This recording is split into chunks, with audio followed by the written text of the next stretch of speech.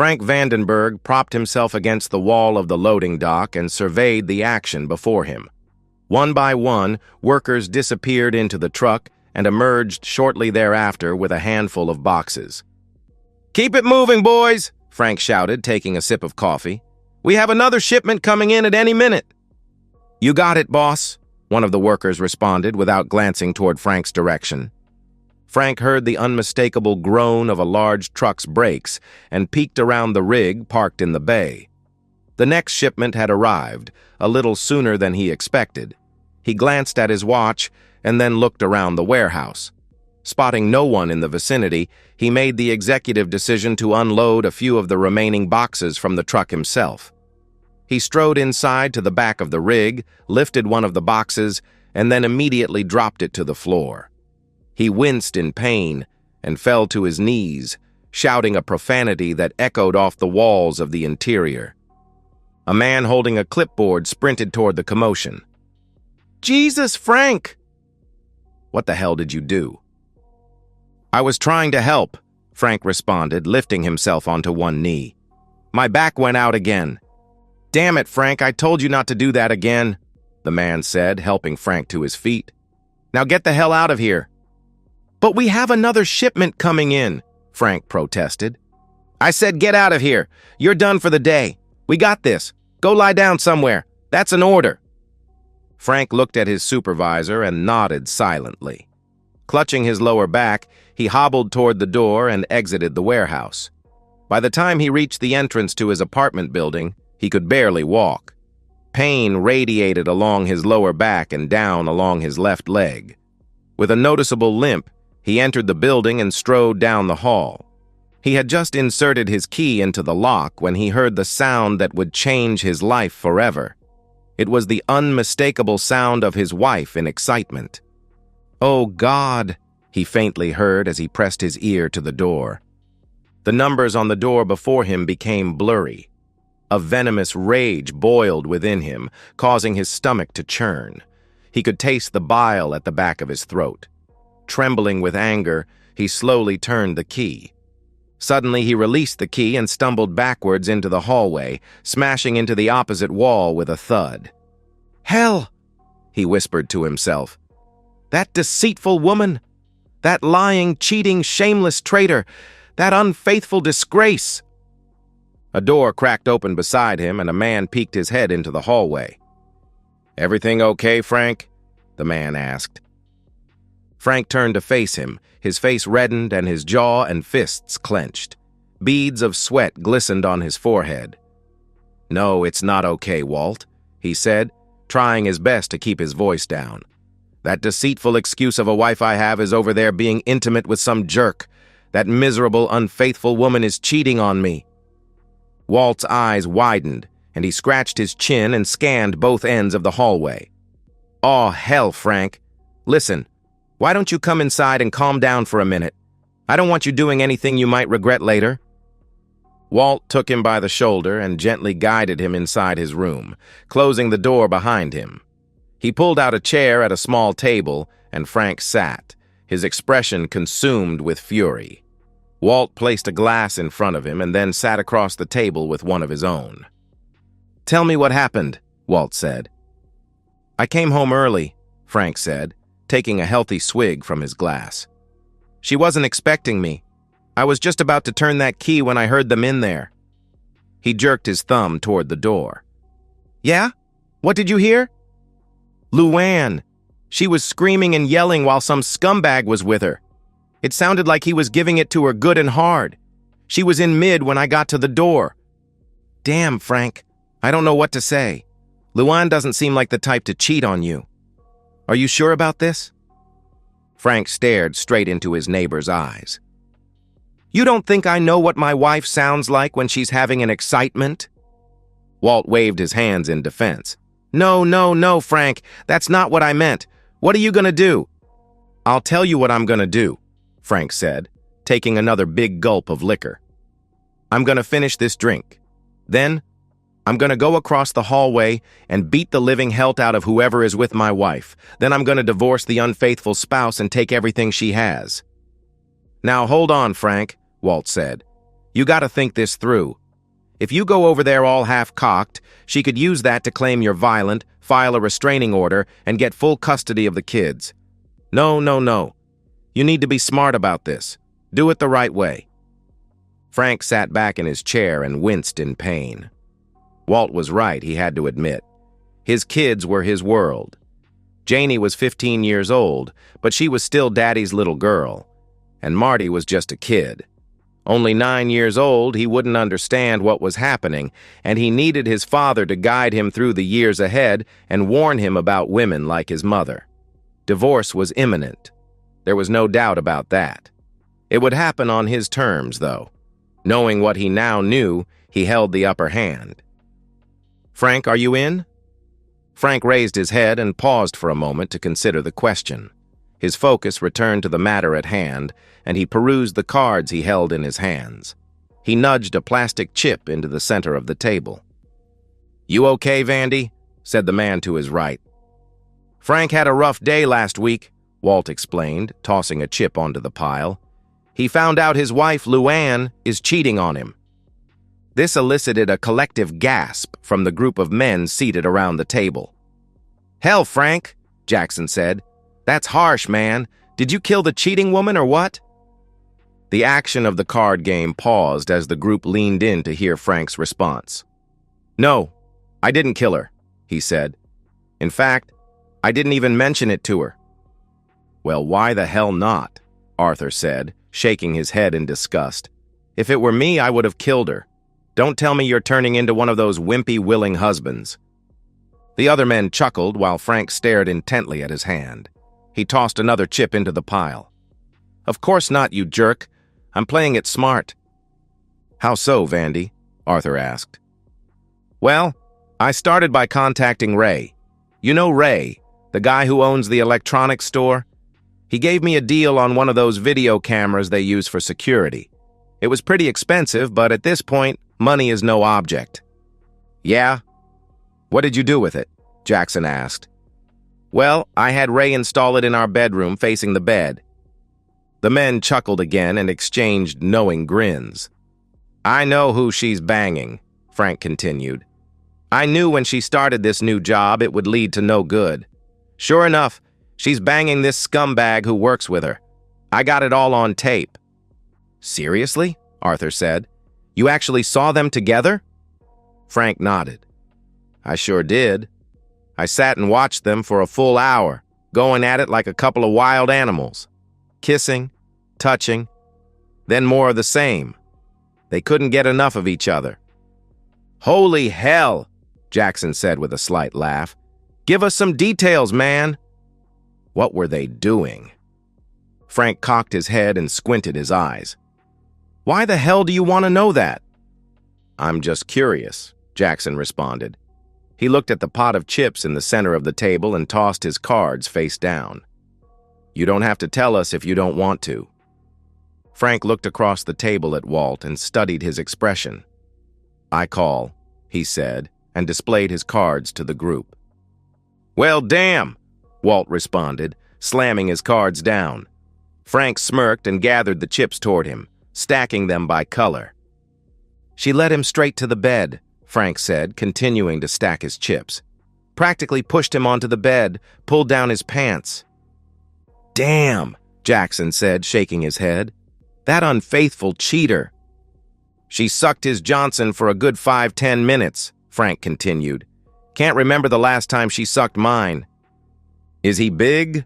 Walt asked. Frank's face contorted into a grimace, and he stared across the table for a moment, cocking his head to the side.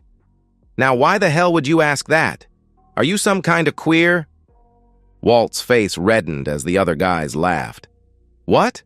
No, I was just asking is all." "Well, they didn't bring a ruler to bed, you homo," Frank said with a smirk. He collected the cards before him and fanned them out, before tossing another chip into the pot. The guys exchanged furtive glances as Frank seemed to drift away into his thoughts. After a long pause, Walt spoke up. "How did he finish it?" Frank appeared to snap out of his funk, and he twisted his head once more to the side. He looked at Jackson, and then Arthur, before settling on Walt. Now, why the hell would you want to know that? Walt's eyes shifted nervously from one man to another. Jackson and Arthur merely shook their heads and chuckled to themselves. I don't know, Frank, Walt said. I'm just asking is all. Frank laughed. This guy, he said, motioning across the table. What a sick bastard you are. Sorry, Frank, Walt said, lowering his head. Jackson and Arthur burst out laughing. Anyway, I got it all on tape, Frank concluded. He surveyed his next hand and flipped a chip onto the pile with his thumb. So what now, Frank? Jackson asked. Well, now I use that tape for leverage against the cheating woman. I withdrew half of our savings from the bank. It wasn't much, but it's still mine. I opened a new account and I've started depositing my paychecks from the warehouse into that account. I met with a lawyer and had him draft a separation agreement. What's in the agreement? Arthur asked. She has to move out. That's first and foremost. I'm not going anywhere. I'm getting full custody of the kids. She can have weekend visitation. I'm not a heartless bastard. Because she makes more than I do, I included some child support in there as well. You think she'll go for it? Jackson asked. Oh, she will when I confront her about all of this, Frank said. Yeah, when is that happening? This weekend, Frank responded. See, I caught a little something on that tape. You know, after they were done. Apparently he's getting a hotel room for the weekend. That deceitful woman told me she's having a girls' spa weekend in the city. Lying woman, Walt added. How stupid can she be? Only thinking with her body. Frank nodded. Yep, so I've gone along with it all week, pretending like I don't know anything. She must think I'm an idiot. But she'll find out exactly how much of an idiot I am this weekend. Walt held the deck of cards in his hands and stared across the table. Jackson's and Arthur's eyes were fixed on the same spot. Frank sat motionless in his chair, his head cocked backwards, staring at the ceiling with his mouth gaped open. Walt broke away from his gaze and swiveled his head between his two friends to each side. Frank, Walt said. There was no response. Frank, Walt repeated. At last, Frank jolted to consciousness. He looked at his three friends with unfocused eyes. What? Are you gonna deal or what? Walt hesitated, exchanging glances with his friends once more. You gotta tell us, Frank. We're dying to know. What happened this weekend? At the hotel? Frank appeared confused for a moment, but then a smile crept across his face. Oh, it was beautiful, fellas, he said. I got to the hotel at around 8 o'clock. I figured that had given them enough time to get started, you know? I walked right up to the front desk, all cool and casual, and asked the cute-looking girl behind the desk to connect me with Joe Swanson's room. Joe Swanson? That's the guy? Arthur asked.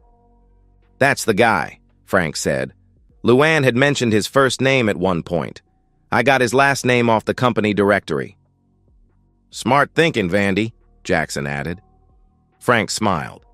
Anyway, this scumbag answers the phone. He's breathing all heavy and stuff. Of course, I knew why. So I say, sorry to interrupt, but could you put my wife on the phone? No way, Walt said, slapping the table with his palm and grinning broadly. Frank chuckled. Yep, that's what I said. This jerk pretended he had no idea what I was talking about. So I told him, either you put my wife on the phone or I call your wife and tell her where you are and what you're doing. No way, Walt said. The jerk is married? I noticed his wedding ring during the second or third time I watched the video, Frank said. Walt shook his head and smiled at his friends. Damn smart, Frank. So smart. So he puts her on the phone, Frank continued. Of course, she sounds like she's gonna poop her pants. Her voice is all shaky and stuff.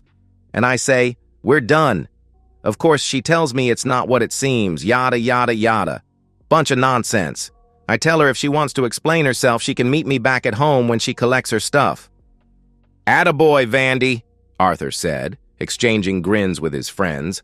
I hightailed it back home and she comes through the door not 5 minutes later. I guess I spoiled their romantic weekend together. Damn straight, Jackson added. Of course, she starts spewing nonsense lie after nonsense lie, denying she's doing anything wrong, claiming she just happened to meet her coworker at this hotel during her girls' spa weekend, blah, blah, blah. Lying cheat, Walt interjected. That's when I held up the videotape. That shut her up quickly. I told the cheating woman the terms of my agreement. I gave her the papers my lawyer drew up. I told her if she doesn't gather her stuff and leave immediately, I'm going to show that tape to her daughter and all her friends at work so that they all know what a cheating woman she is.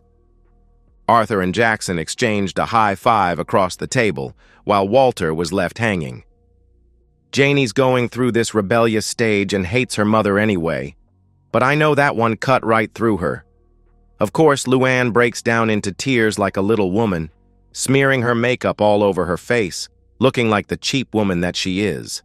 Snots ran down her nose and into her lying mouth, begging me to forgive her, actually dropping to her knees and clinging to my legs. Oh, it was a beautiful sight. "So, did she leave?" Arthur asked.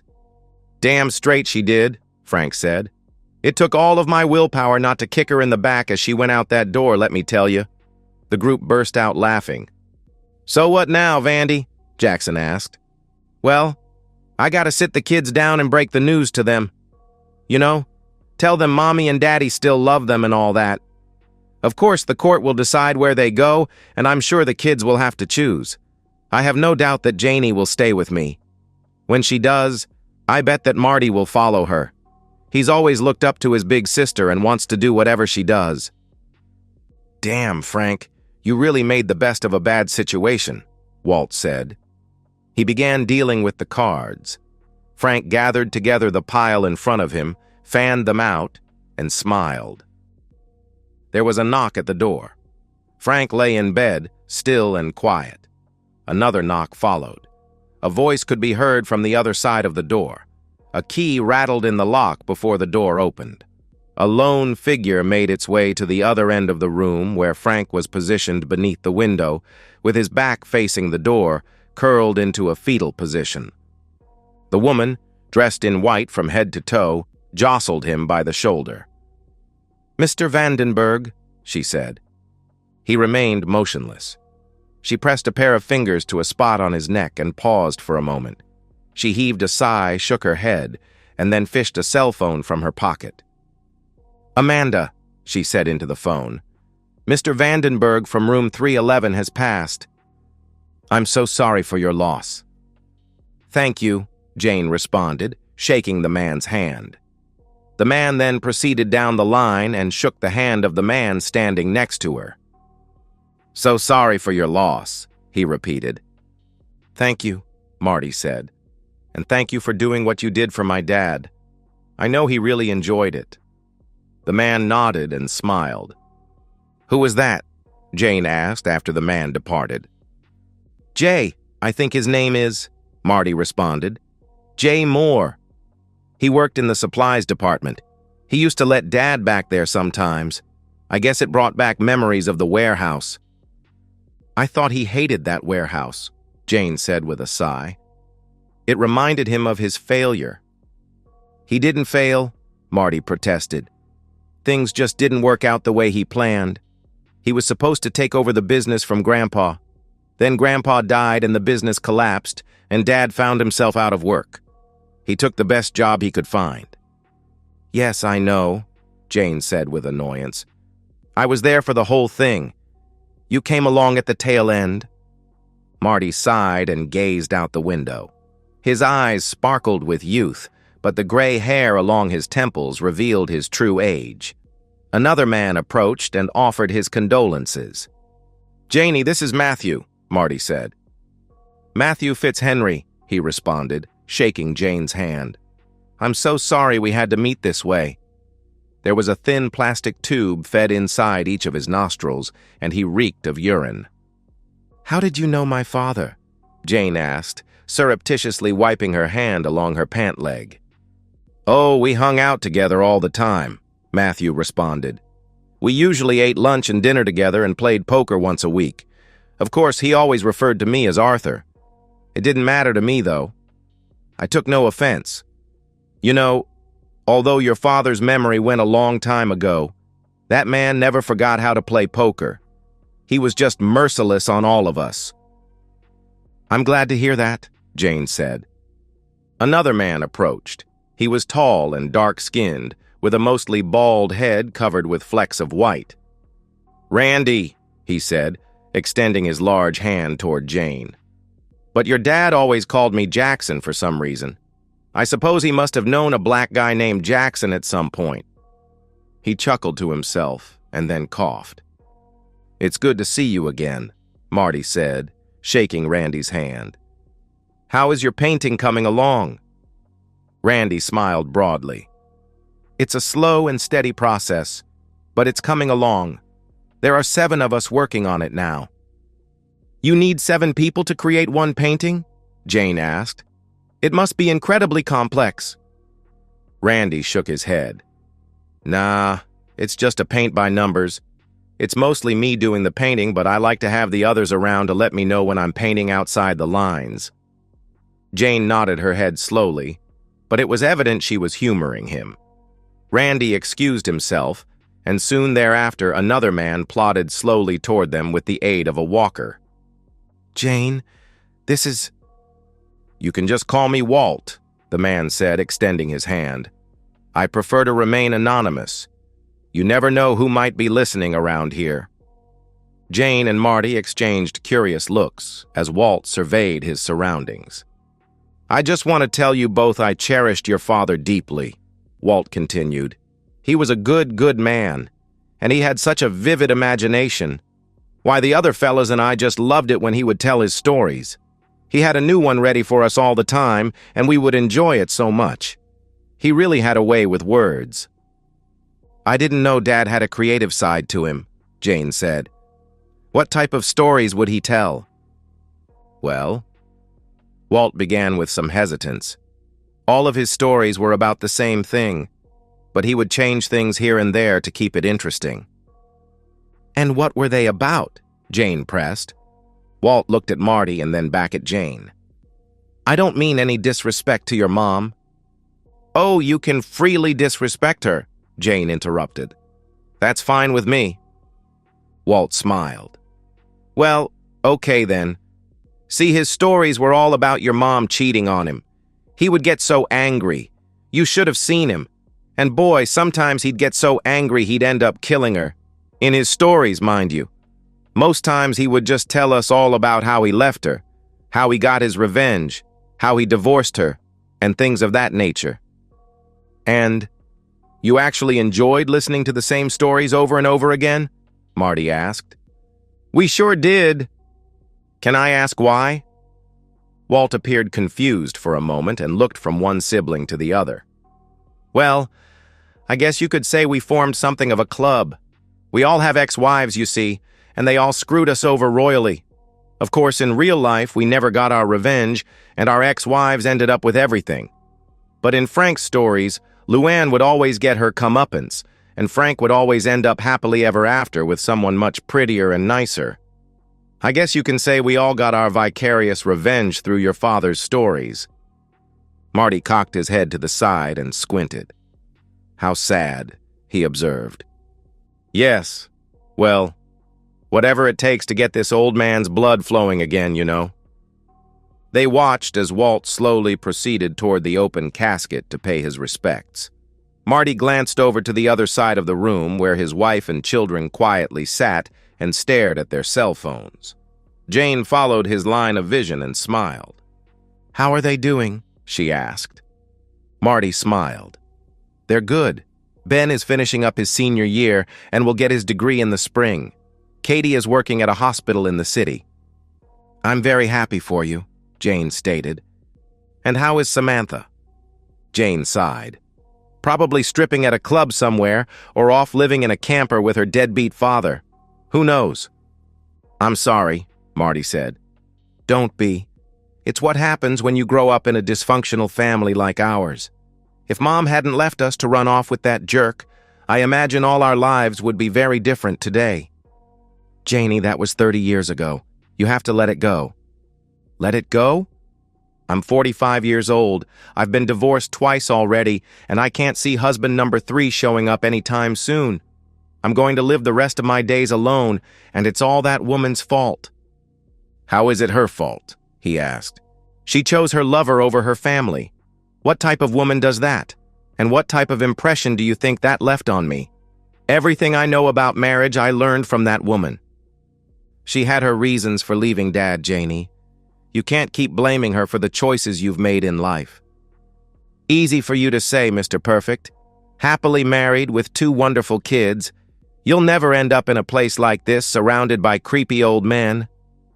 She waved her hands and swiveled her head around the room, and then froze in place.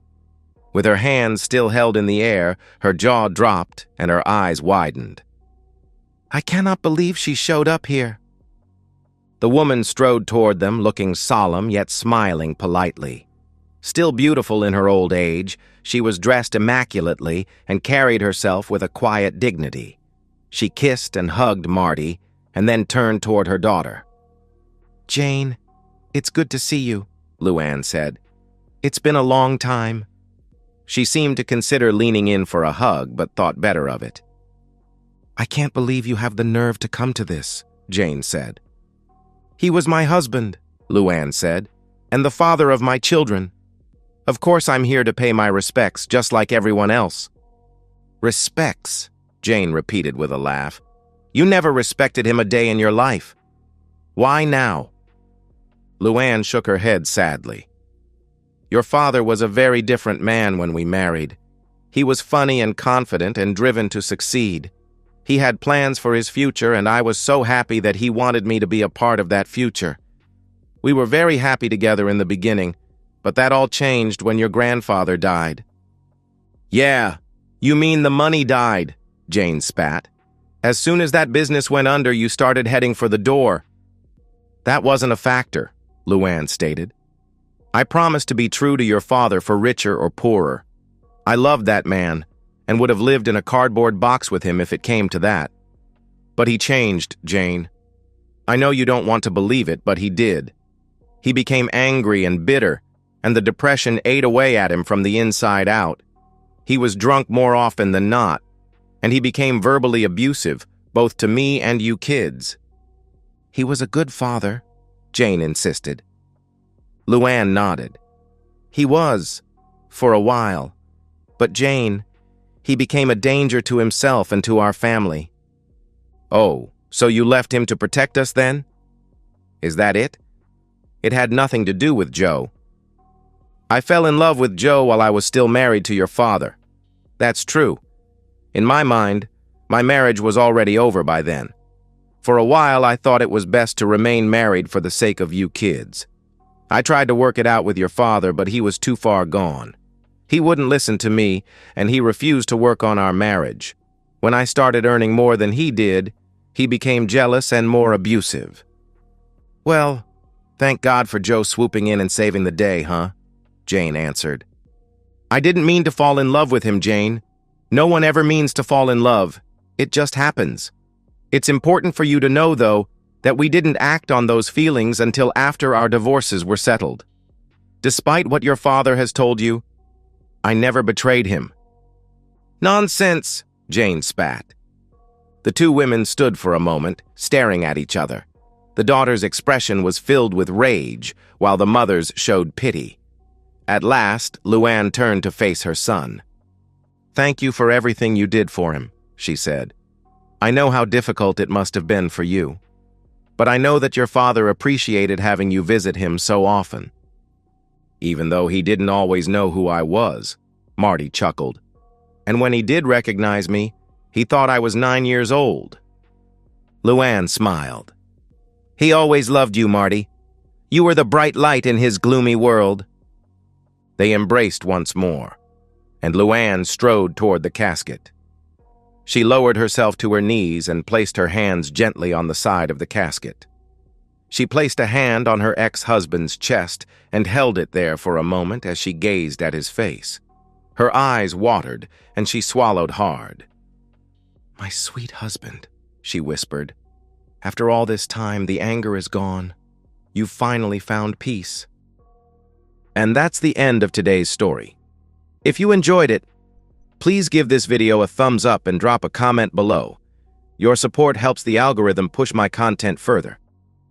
If you're new to the channel, don't forget to hit that subscribe button. It really helps me keep creating more stories for you. Thanks for watching, and I'll see you in the next one.